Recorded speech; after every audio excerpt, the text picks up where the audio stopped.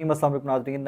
Core commander house के बाद उस एफआईआर के अंदर जितने लोग पकड़े गए हैं, अस्करी टावर पर एफआईआर के अंदर जितने लोग पकड़े गए हैं, आपको पता है 3 महीने से ऊपर का टाइम हो गया, काफ़ी लोग अंदर हैं। अभी भी कुछ सुनने में आता है कि 1-2 लोग अभी भी रिसेंटली भी पकड़ी गई हैं, खवातीन भी पकड़ी गई हैं।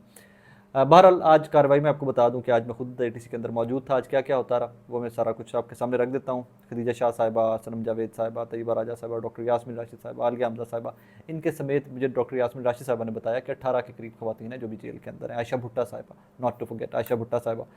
अच्छा, इससे पहले कि मैं आज की कार्रवाई के तरफ आऊँ, मैं आज बड़ा हर्ट हुआ हूँ। एक पता होता है ना, कभी कभार यू मीट समबडी कि आप यू जस्ट को ब्लैंक और आप जवाब नहीं होता आपके पास। मुझे एक बच्चा मिला आज एटीसी के अंदर, यंग मैन 16 17 18 में भी। उसके वालिद साहब 96 पे 23 के अंदर हैं, जेल में की एफआईआर के अंदर हैं, जेल के अंदर हैं। वो बच्चा मुझे आया तो उसने जब मुझे मिल रहा था, बहुत सारे लोग मिलते हैं, मेहरबानी करते हैं, लोग प्यार करते हैं। तो बच्चा मुझे मिला ना, तो मैंने हैंड शेक किया तो मेरे कान के पास आके मुझे कहता है कि साकिब भी मेरे वालिद साहब, मैं हल्फन कह रहा हूँ आपको ये चीज़ जो मैंने हल्फन कोट कर रहा हूँ, नाम नहीं कोट कर रहा, लेकिन मैं हल्फन आपको ये आज क्या एक बड़ा दिलखराज सा वाक़या कोट कर रहा हूँ। तो मुझे कहते हैं जी मेरे वालिद साहब is the only bread winner, सिर्फ वो कमाने वाले हैं। और जब से वो अंदर गए हैं, बड़े मुश्किल से हालात ऊपर नीचे करके हमने गुजारा किया है। और मेरे कान के पास कहता है, मैं आपको कसम उठा के कहता हूँ कि 3 दिन हो गए हमारे घर में खाना नहीं पका। व्हेन ही सेड दैट ना, तो मेरा वो यूं करके बीपी नीचे गिरा एक दफ़ा कि यार व्हाट, मतलब क्या कर रहे हो भाई। 3 दिन से एक ख़ानदान के एक घर में, एक फैमिली जो घर में बैठी है, उनके घर में खाना नहीं पका क्योंकि उनका कफील जो है, जो उनका कमाने वाला है, वो बिहाइंड द बार्स है। I did what I could, मैं जितनी औकात के हिसाब से I did what I could. लेकिन इस तरह के बहुत सारे केसेस हैं जिनको हमारी हेल्प की ज़रूरत है। ये नहीं कि वो पीटीआई के हैं, ये नहीं कि वो नून लीग के हैं, ये नहीं कि वो जमात इस्लामी के, नहीं यार, बुरा वक्त है, आ गया इन सब के ऊपर। कोई बात नहीं, अल्लाह खैर करेगा, कट जाएगा। बहरहाल स्टार्ट करते हैं जनाब आज की कार्रवाई से। खदीजा शाह साहिबा वगैरह और आलिया हमजा साहिबा, यास्मीन राशिद साहिबा, ये वो इन तमाम, सनम जावेद साहिबा, तैयबा राजा साहिबा, इन तमाम लोगों को आपको पता है 3 रोज़ का रिमांड दिया गया था कि अब जेल के अंदर ही पुलिस इनको इंटेरोगेट कर ले, क्योंकि नई दिफात एफआईआर के अंदर लगाई गई थी। उस इंटेरोगेशन के अंदर जो बड़ी फ़नी सी इंटेरोगेशन है, मुझे पता चला है, मैं वो आपको इंटेरोगेशन बता देता हूँ कि इंटेरोगेशन क्या होती रही है। जो आयो साहब है वो जेल जाते रहे तो 2-3 सवाल पूछते रहे हमसे जाके, आप एमपी के हैं। एक खातून एक्टिविस्ट हैं जो बहुत फेमस हैं पाकिस्तान तहरीक इंसाफ के, उनको पूछते रहे आप एमपी के हैं? उन्होंने कहा जी नहीं, मैं तो एमपी के नहीं हूँ। अच्छा, आप कोई अहदेदार है तहरीक इंसाफ का? उन्होंने कहा जी नहीं, मैं कोई अहदेदार नहीं हूँ तहरीक इंसाफ। आप ऑफिस होल्डर हैं? उन्होंने कहा जी नहीं, मैं कोई ऑफिस होल्डर नहीं हूँ।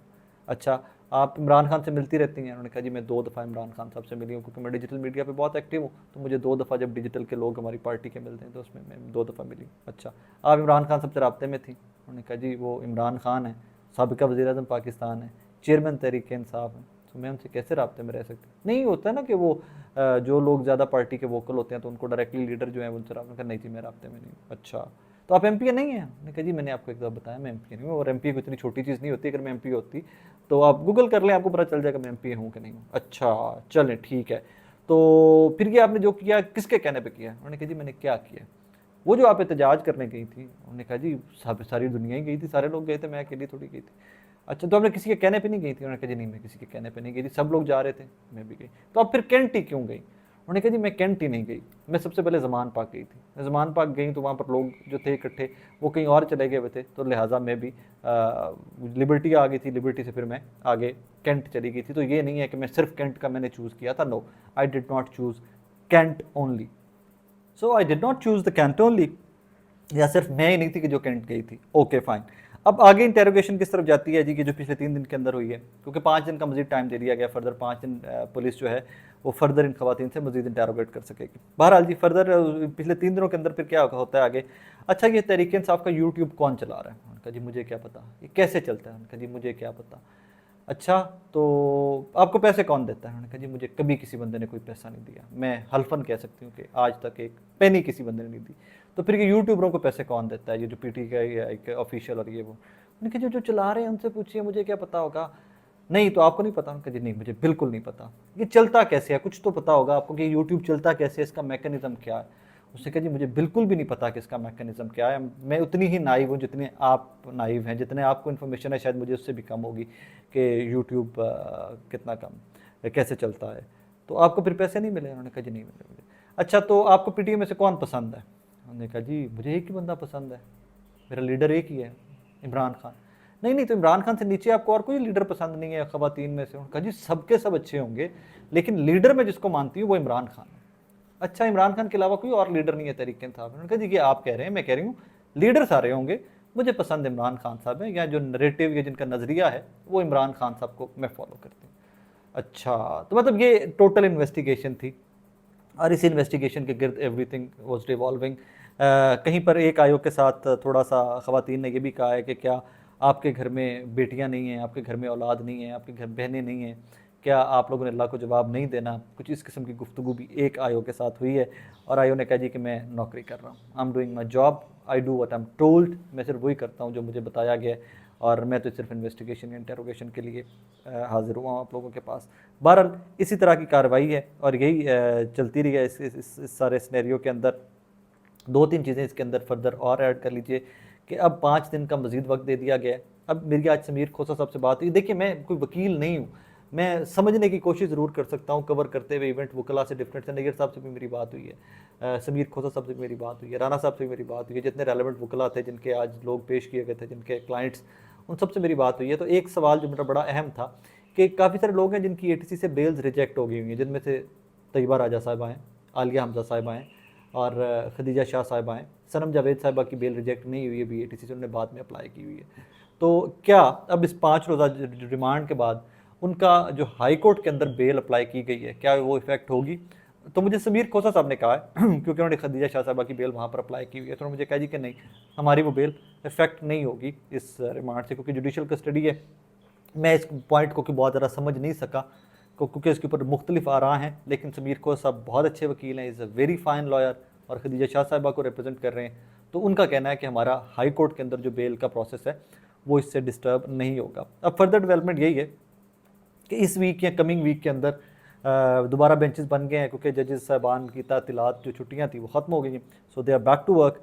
सो अब बेंचेस बन रहे हैं, ATC को लेकर भी 2-3 बेंचेस बनेंगे, तो उन बेंचेस पे ये सुनी जाएंगी बेल्स, और किसी को बेल ग्रांट होगी या नहीं होगी वो तो कानूनी माहिरीन या जो कानूनी तरीक़ाकार है उसी से पता चलेगा कि फ़र्दर क्या होता है इसमें आके। आज तमाम बाकी लोगों को भी पेश किया गया था, एजाज़ चौधरी साहब को, मियाँ महमूद रशीद साहब को, डॉक्टर यास्मीन राशिद साहिबा। डॉक्टर यास्मीन राशिद साहिबा से मेरी बड़ी डिटेल में बात हुई है। डॉक्टर साहिबा ने एक दो चीज़ें कही हैं, मुझे आई थिंक वो मेंशन करनी चाहिए। डॉक्टर साहिबा ने बड़ी तारीफ़ की है DSP लेवल से नीचे के लोगों की। उन्होंने कहा मेरी औलादों की तरह इन्होंने हैं, इन्होंने मुझे माँ की तरह बिल्कुल ट्रीट किया है, बच्चों की तरह मैंने इनको ट्रीट किया है, और उन्होंने बड़ी इज्जत से मुझे रखा है पुलिस वालों ने। और ऊपर जो DSP रैंक से ऊपर थी, तो डॉक्टर साहिबा को काफ़ी सारी कंप्लेंट थी पुलिस ऑफिशियल से कि मैं उनसे उम्मीद नहीं करती थी कि जो मेरी औलाद की से भी, मेरे बच्चों से भी छोटी उम्र की बच्चियाँ हैं, वो मेरे से बदतमीज़ी करती रही हैं, और मुझे ज़बरदस्ती पुश करके कहती थी कि आप खुद चढ़ कर वो जो बड़ी प्रिजन वैन होती है उसके अंदर चढ़ो। तो मैंने कहा कि बेटे मेरे घुटनों के ऑपरेशन हुए में मैं नहीं चढ़ सकती इसके ऊपर। तो आगे से किसी खातून ने कहा आप गाड़ी की छत के ऊपर तो बहुत जल्दी चढ़ जाती थी अपनी, जब आप जल से जुलूस कर रही होती थी, तो अब आप वैन में क्यों नहीं चढ़ सकती? उन्होंने कहा कि बेटे गाड़ी के अंदर मैं सनरूफ खोल के खड़ी होती थी, और यहाँ पर एक्सक्यूज़ मी, और यहाँ पर आप मुझे कह रही हो कि मैं प्रिजन वैन जो अच्छी खासी ऊंची है उसमें चढ़ूँ तो मेरी हड्डी टूट सकती है। और इस तरह के वो डॉक्टर साहबा की बड़ी देर आज मेरी उनसे बात होती रही है। अब हाई स्पिरिट्स डॉक्टर साहबा का तो मतलब अगर सबसे दलेर कोई मैं कहूँ ना कि तो वो 2-3 ये लोग हैं, सनम जावेद साहिबा, डॉक्टर साहिबा, तैयबा राजा साहिबा। बहुत दलेरी के साथ ये लोग जेल काट रहे हैं और ये सारे क्राइसिस काट रहे हैं। और खदीजा शाह साहिबा से भी शी वॉज़ फाइन टू, वो भी ठीक थी। आलिया हमजा साहिबा थी आज अपने हस्बैंड के साथ कोर्ट रूम में, देखा उनको भी मैंने, she was in high spirits. Ayesha Bhutta Sahiba थी, वो परेशान थी क्योंकि उनको एक दफ़ा ज़मानत मिल गई हुई थी, और फिर दोबारा से उनको 10 अगस्त को मुझे पता चला गिरफ़्तार कर लिया गया, आज बताया गया, और किसी और मुकदमे में गिरफ़्तार कर लिया गया। सो ये इस तरह के स्नैरियोज़ हैं। बहरहाल मुझे लगता है ये ज़ाती तौर के ऊपर की चीज़ें अब फॉरवर्ड थोड़ी सी ना, दे मूव फॉरवर्ड, थोड़ी सी आगे चलेंगी इन डेज़ टू कम, क्योंकि बेंचेस बन गए हाई कोर्ट के। तातीलात थी, छुट्टियाँ थी, छुट्टियों की वजह से बहुत सारे केसेस डिलेड थे।